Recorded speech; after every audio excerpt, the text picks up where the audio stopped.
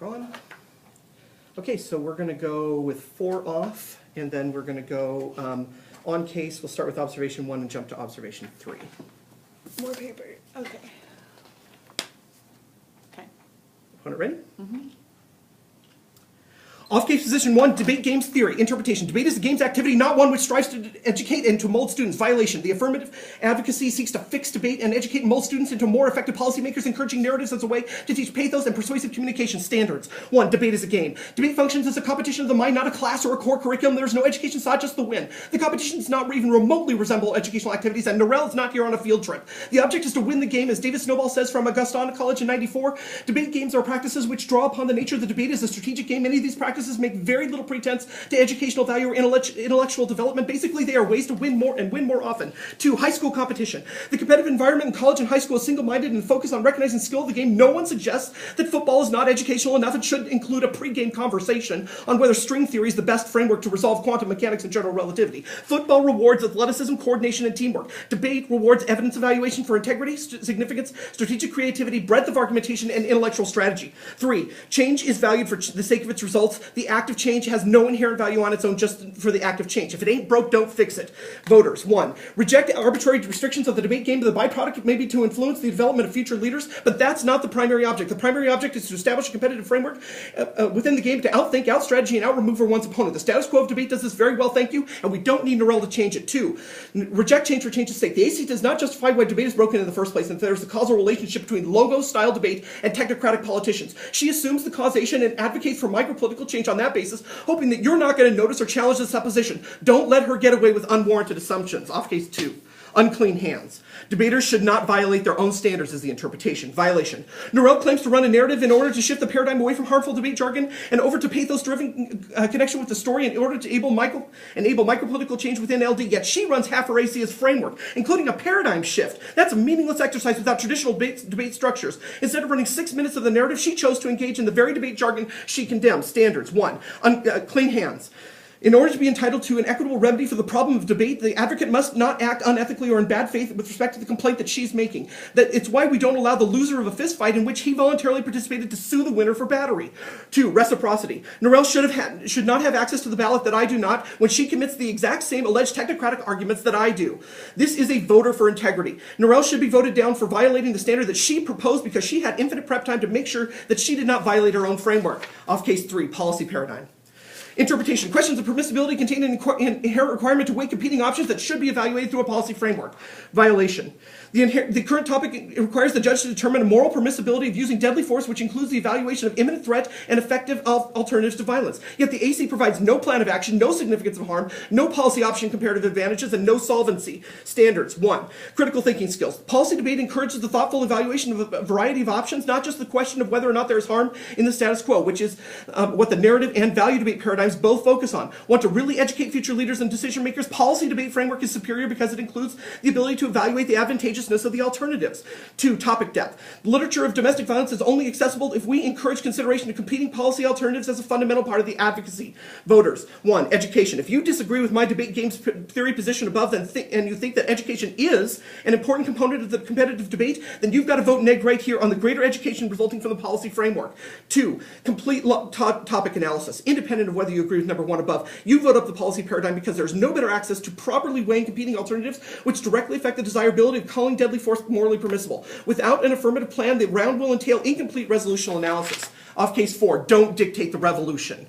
Links. 1, the AC represents an attempt to speak on behalf of the disempowered. By telling Jermaine's story, Nirel is standing in for him, trying to help us understand his plight and tell the tale that will help us better understand and relate to him. This is Nirel's intent as she reads in Gregory 2, telling you the marginalized voice is given an ear to in the form of a narrative. 2, narratives generally choose the most salient parts of the story to tell. Even in the unlikely event that Nirel is reading Jermaine's words verbatim and in their entirety, most narratives actually have to cut down their speeches to accommodate artificial debate time limits, making the debate round precisely the most inopportune inopportune place to engage in narration advocacy. Narration as education is better saved for story time at the library.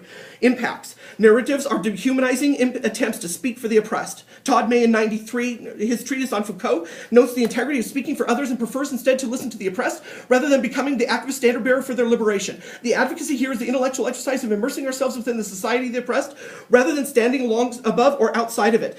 We should participate in, analyze, and meaningfully engage ourselves in the struggles not in the name of the oppressed but alongside them, in solidarity with them, but in our own names. The effect is to silence the author. The unintended effect of the narrative strategy when presented as a representation of the oppressed is the ironic and coercive co-opting of the oppression and victimization by those of privilege to their own uses. Psychological forces to generate and sustain oppression include the attempt to tell the story of others when they are not able to tell it for themselves. This is disingenuous because we simply cannot tell the story in the way they would. The storyteller's own emotional responses to oppression become central to the tale, further dissociating the attention from the true emotions of the story, that is, those of the author. 3, evaluate discourse before narration. Critical impacts come before framework or resolutional considerations. Alternative. Reject the AC advocacy of telling stories for others. In the narrative paradigm, prefer the personal account of the debater representing honestly how she interacts with the topic. Nirel should have told us her own story, her own emotions and reactions to the resolution as a persuasive dissertation. But when she tries to tell Tremaine's story, she demeans both the listener and the author. Let's go to case. On the AC framework, observation 1, Taylor and Jarvis 1. This card indicts policy debate, not Lincoln Douglas debate. In the fine print that Nirel does not read you in the card, Tyler and Jarvis tell us that policy debaters grow up to be better policymakers, the policymakers rather, and that there's an impact on their ability to do this well because they use technical jargon. But Nirel never warrants why LD debaters move to similar professions. I will posit they become doctors and lawyers and need the technical jargon. The impact here is that Taylor and Jarvis's indictments have no place in the Lincoln Douglas round. Taylor and Jarvis 2. This card says may. Read the card. In the statistics and facts may not provide enough intimate contact with the subject matter to actually cause the individual to take action or fully relate to the subject. End quote. Don't let this card influence you till Nirel bridges the gap and proves to you exactly how often Taylor and Jarvis consider debate jargon a barrier to this action. Go to Taylor and Jarvis 4, please. Nirel overclaims this card. The advocacy here is for narratives to be seen as a form of evidence, not to exclude traditional debate proofs, so-called hard evidence. Taylor and Jarvis want to add, not subtract, like Nirel does. Go to observation 3, please. This is the important one. Nirel is not the advocate for micropolitical change. You change the paradigm only for someone who can actually affect the change. As Nirel admits in Crosscheck, she's got no converts to narrative debate, and as Randhold notes in '08, if they can't even act as change agents in the company of like-minded friends, how can they possibly have the wisdom to tailor the seeds of change in the wider world? At the very least, you toss out Nirel's framework advocacy, and you note that she doesn't even meet the traditional value debate requirements, proving a prima facie case. Okay. So, cross-X. Yes, please. No. Okay, so first, on my observation 3, can you just further explain that argument a little bit? Sure. The position here is you're arguing for a very for something fairly radical, and the radical change that needs to happen it requires a leader. It requires somebody who's actually going to go out there and say, you're going to make this change, this political change, you're going to follow me into this change, and it's going to end up with great things in debate. Thank you. You're not the person. Why? You're not the person because you can't even affect that change. You've got no advocacy for the evangelism of this, right? You've not convinced a single person that I'm aware of, or that you admitted in Crosschex, is going to be able to make this change. Okay, so what about winning past rounds? Does that count as furthering this advocacy and making me a leader? Only if you're able to show that the people who you beat actually turned and started doing narratives, yeah. Okay. Okay. Why does it have to be the people that I beat? Why can't I just promote it in advancing into future rounds? You can. There is absolutely no question that you can't do that. That's cool. Okay, so now you just have to show that you actually have got some converts to make this worth the judge's time. Okay, would you agree that I'm never able to do that unless judges pick me up? I'm never be able to be. Absolutely not. You can do it out of round and get people to do it. You don't necessarily have to do it in round. Okay. So on your games theory, so it's basically just saying that debate is a game just like football, right? So we really gain That's nothing. Right. Okay, other than this sort of competitive. We gain considerable number of things, just like football players gain certain types of things. It's just not it's peripheral to the game. It's not the focus. Okay.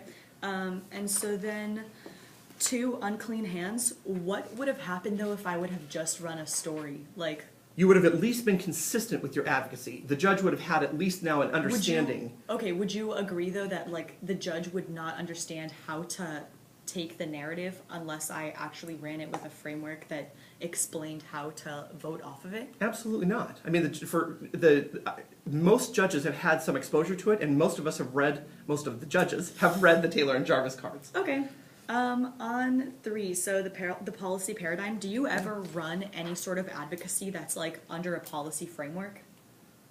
You mean, am I running like DAs or? Yeah. Are No. you adopting that framework? Okay, that's Yeah, cool. I'm not running any of those. Yeah, you're Okay, right. cool. And so then on 4, you say that I tend to speak on behalf of the narrative, right? Correct. So what if Tremaine, like, what if the only way that he could have spoken for himself was through writing, but he still wanted to advance his story? Then what? Like, So I would make 2 arguments off of this. The first one is you would have to prove that you are verbatim from beginning to end his words, and I don't Okay. think you can do that. I the think- sec- okay. the second piece is, let's say I'm wrong and that you can do that piece, right?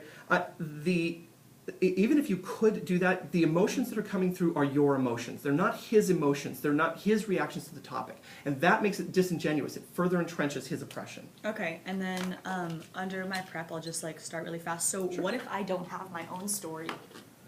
Everybody has a story. Everybody has their Regarding- own regarding reactions this to this topic, to though? this topic. Yes, Okay. everybody is affected somehow, Okay, even if that's it's cool. not personally.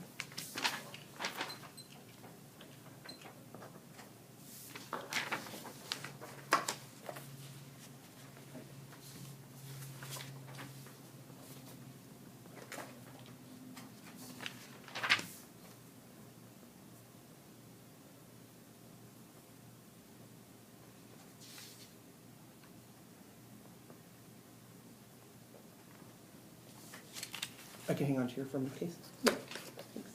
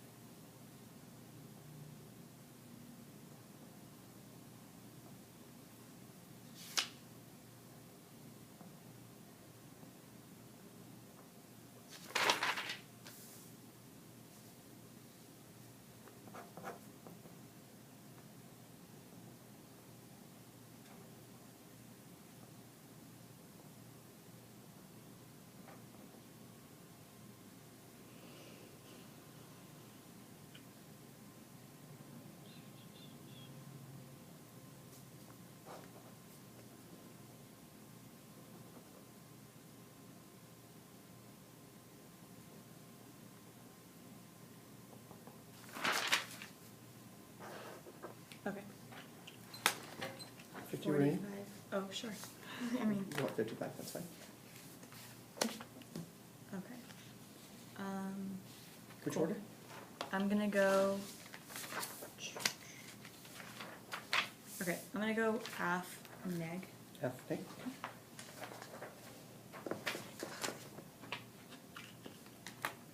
And then I just have to quickly get one thing. Okay.